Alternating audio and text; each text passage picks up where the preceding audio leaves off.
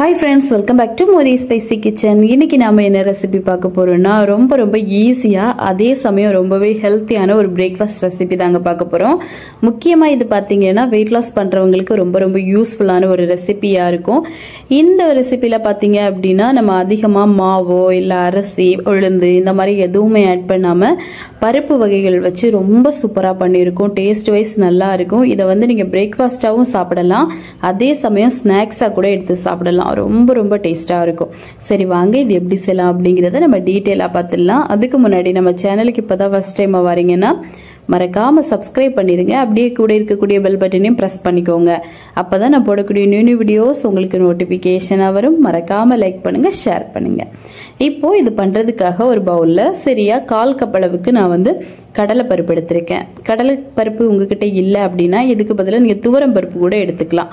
அப்புறமா 1/4 கப் அளவுக்கு நான் மில்லட்ஸ் எடுத்திருக்கேன். இது வந்து சாமை அரிசி, அதாவது சிறுதானிய வகைகள் எது வேணா நீங்க எடுத்துக்கலாம். 1/4 கப் போல எடுங்க. அப்புறமா பச்சை பயிறு இதுவும் 1/4 கப் எடுத்திருக்கேன். அப்புறமா கொண்டக்கடலை, இது ஆல்ரெடி நான் நைட்டே ஊற வச்சிருந்தேன். இதுல வந்து ஒரு 20ல இருந்து 25 கடலை போல இருக்கும். இதையும் நம்ம இது கூடவே சேர்த்துட்டு கொஞ்சமா தண்ணி சேர்த்து இதை 2ல இருந்து 3 தடவை நல்லா வாஷ் பண்ணிட்டு நம்ம ஊற வைக்க போறோம். இந்த டைம்ல நீங்க உங்களுக்கு விருப்பப்பட்டா நீங்க அந்த கருப்பு கொண்டக்கடலை இருக்கும்ல அது சேர்க்கலாம், கருப்பு உளுந்து சேர்க்கலாம். உங்ககிட்ட இருக்கக்கூடிய என்ன ஒரு பயிர் வகையா இருந்தாலும் நீங்க சேர்க்கலாம், சிறுதானிய வகையா இருந்தாலும் நீங்க சேர்க்கலாம்.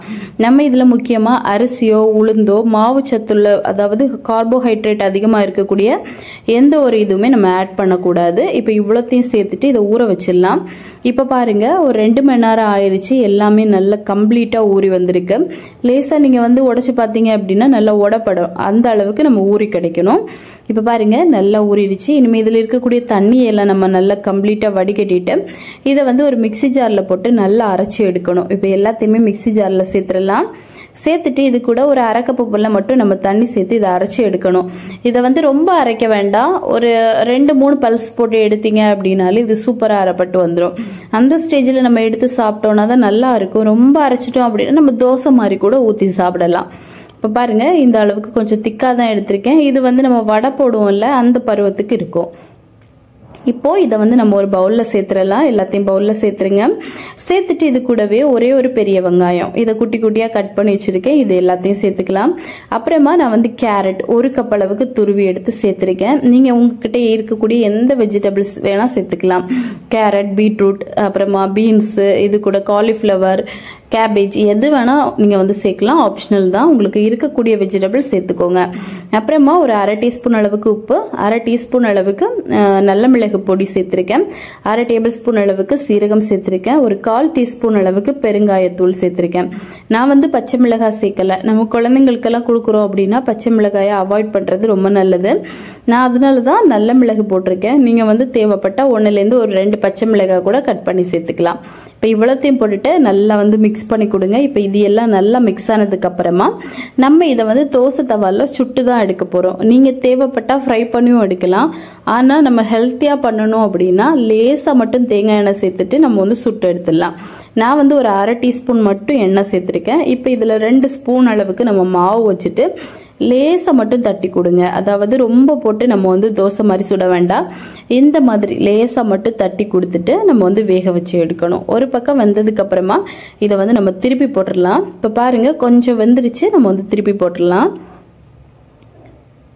ரொம்ப ஈஸியா வெந்து வந்துடும். அதே சமயம் இது சீக்கிரமா வேகணும் அப்படின்னா நம்ம மூடி போட்டு வேக வைக்கணும். மூடி போட்டு வேக வச்சோம் அப்படின்னா உள்ளேயும் பாத்தீங்கன்னா சீக்கிரமாவே வெந்துடும். இந்த மாதிரி ஒரு மூடி வச்சு மூடி விட்டுருங்க. ஒரு நிமிஷத்துக்குள்ள எல்லாம் பாத்தீங்க அப்படின்னா உள்ளேயும் நல்லா வெந்துடும். அதே சமயம் 2 பக்கமும் சூப்பரா வெந்து வரும்.